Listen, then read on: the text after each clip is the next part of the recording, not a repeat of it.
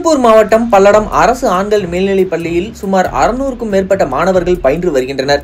மேலும் இந்த நிலையில் பள்ளியில் பயின்று வரும் 9ஆம் வகுப்பு மாணவர்கள் இடையே யார் டான் என்பது கேள்வி எழுந்துள்ள நிலையில் இரு தரப்பினரிடையே கைகலப்பு ஏற்பட்டது.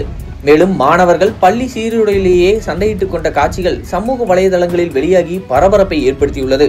மேலும் அரசு ஆண்கள் மேல்நிலைப் பள்ளியில் அடிக்கடி இதுபோன்ற மாணவர்கள் கைகலப்பில் ஈடுபடுவது குறிப்பிடத்தக்கது.